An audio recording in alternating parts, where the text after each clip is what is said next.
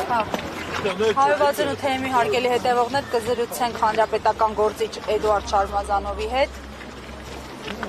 Պարոն Շարմազանով, քանի որ Արցախի ներկայացուցչությունում խուզարկություն է ընթանում քննչական գործողություններ, այս համատեքստում փաստացի կարող ենք արձանագրել, որ Արցախի հարցը ինչքան էլ փորձում են հայտարարել, որ պետք է փակվի, շարունակում է բաց մնալ եւ այսպես հանգիստ չտալ նաեւ իշխանություններին, անդրադառնալով հենց նաեւ այս համատեքստում վերջին բանակցային փաթեթների հանրայնացմանը եւ ընդդիմության եւ իշխանության կողմից ձեր գնահատականը որն է եւ այն մարգինալ տարբեր անձնավորությունները, որոնք փորձում են հավասարության նշան դնել իշխանությունների եւ ընդդիմության միջև, ինչ են ուզում շահել այս process-ում։ Ձեր կարծիքով ու կարծիքը շատ ճիշտ է դրել։ Ներկայացնում եք մարգինալ ճակերտավոր դիմադի որոշ շրջանակների նպատակը ողտոր ջրում զուգ բռնելն է։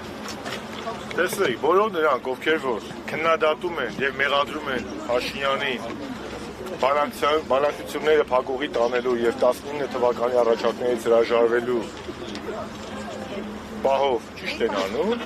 բայց նրանք նաեւ որ ովքեր որ համ Փաշինյանին են մեղադրում, համ Ձեռի հետ փորձում են խեղաթյուրել իրականությունը եւ ստվերքցել հանրապետականի ու Սերժ Սարգսյանի վրա, թե իբր թե դե չգնաց լուծումների հանրապետականը, Սերժ Սարգսյանը չգնաց լուծումների, Նիկոլին իսկ բանի ասում էին հողատու, նրանք էլ լկտի ստում են։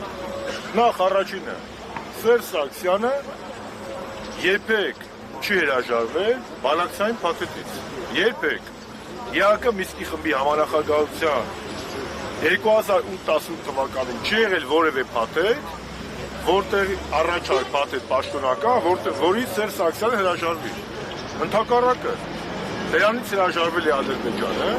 եւ 16 թվականի ապրիլին դրա մասին խոսեց պարոն Լավրովը, Ռուսաստանի արտգործնախարար, 16 թվականի պատերազմից հետո առաջարկված non-paper բանով ձևաչափով առաջարկը, որը Կրակովում մի էջի վրա տրվեց, էլի Հայաստանը ընդունել է որպես բանակցության հիմք, Ադրբեջանն է մերժել։ Ավելին, Սերժ Սարգսյանի բանակցային ժառանգության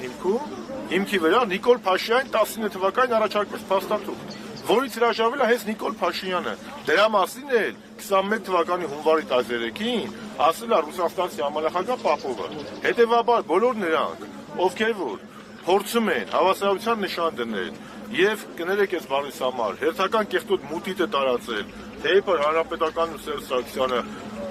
կառուցողական պոզիցիոնային տարբերակից հրաժարվել են, նրանք նենգաբար ստում են ու նիկոլական թեզերն առաջ քաշում։ Պաշտոնապես հայտարարում են, մենք պոզիցիոնային տարբերակից չենք հրաժարվել։ Այդ ո՞նց է որ Սերժ Սարգսյանը ոչ մի թիզականություններ քայլում, եթե դուք եք կարա Սերժ Սարգսյանին Կիսիլյովի հարցազրույցը գիշեր մի հատ կտոր հանում, ասում եք շրջանները պատրաստատար։ Մենք էլ ասում ենք, մենք տալու մասին չենք բանակցում, մենք բանակցել ենք ինչ ենք ստանալու, Արցախի կարգավիճակը, սա մեկ, երկրորդ հողատուի մասով։ Որևէ մեկը մինչև 20 թվականի նոյեմբերի 9-ը Նիկոլին հողատու չի անվանել։ Հողատու սկսել են անվանել նոյեմբերի 9-ից հետո, բայց եթե Շուշին տվել է, Հադրութը տվել է, ինչ պետք է անվանեին, պետք է անվանեին խոսքի Նիկոլ Փրկիչ, թե Նիկոլ Ազատագրիչ։ Ինչ վերաբերում է մեր գնահատականներին 18-20 թվականներին, 18-20 թվականներին, այո, մեկն էլ ես շատ խիստ քննադատել եմ Փաշինյանին, բայց ինչի համար, որ ինքը փոխել է բանակցային ձևաչափը, որ ինքը ոչ թե Սերժ Սարգսյանի բանակցային ժառանգությունն է հիմք ընդունել, իսկ Սերժ Սարգսյանի բանակցային ժառանգությունը դա համանախագահ երկրների առաջարկներն էին, այլ ասել ես սկսում եմ իմ զրոյական կետից։ Բայց քննադատեի, իսկ այդ գործիչներից մեկը որ պարլամենտում էր, քննադատում էր այդ ժամանակ։ Այո,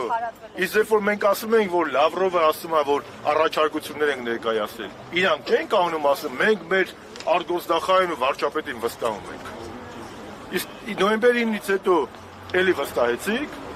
իսկ երբ որ Լաչինը հասնում է, մենք ասում ենք Լաչին ինչու է հասնում, ասում ենք դա է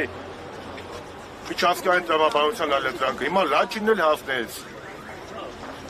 Ամբողջ Արցախն էլ հասնեց, միջազգներ տալիս է։ Հետևաբար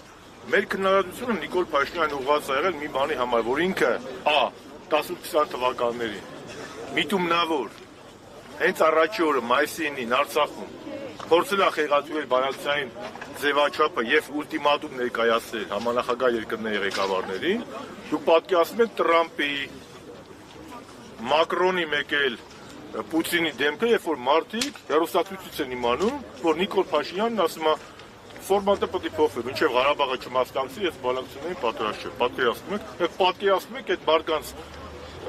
դեմքը, երբ որ Նիկոլ Փաշինյանը 19 թվականի հունիսի պաշտոնական առաջարկներին 2019 օգոստոսին հայտարարում է Արցախը Հայաստանը եւ վերջ։ Մենք քննադատել ենք Նիկոլի ապակառուցողական լինելու, սուպեր կեղծ հայնասիրական լինելու, ոչ մի թիզական լինելու մեջ։ Այո, հանրապետականը քննադատել է, բայց քննադատել է այդ դիրքերից, ոչ թե փոխզիջումների։ Մենք ընդհակառակն ասել ենք, որ դու պետք է բանակցային փաստաթուղթը, այն ինչ որ քեզ ժառանգություն մնացել է Սերժ Սարգսյանից, դա պետք է հիմք ընդունես, այլ ոչ թե ասես, ես դեռ պետք է համանախագահները ասեն, ես ընդունեմ թե չընդունեմ։ Սա է ամբողջ խնդիրը։ Եվ այդ իմաստով բոլոր այն գործիչները, ովքեր որ փորձում են հավասարության նշան դնել, թող մի հատ նայեն իրանք 10-20 թվականներին, պատերազմից հետո ինչպիսի դիրքորոշում են ունեցել, նոր մտածեն ինչ-որ բան խոսելու մասին։ Հանրապետականը 10-20 թվականներին ունեցել է պետականամետ դիրքորոշում եւ կողմ ա եղել փոխզիջումների միջոցով խնդրի լուծմանը, որտեղ այո կարմիր գիծ ա եղել, մեր կարմիր գիծը Արցախի ժողովրդի որոշման իրավունքն է եւ հանրակրվեով կարգավիճակի վերջնական որոշումը։ Բ. Սերժ Սարգսյանի իշխանության շրջանում երբեք պարոն նախագահը չի հրաժարվել փոխզիջումային տարբերակից, որի մասին խոսել է եւ Լավրովը, եւ 21 թվականին Պապովը, եւ երրորդ հողատու ասել ենք այո։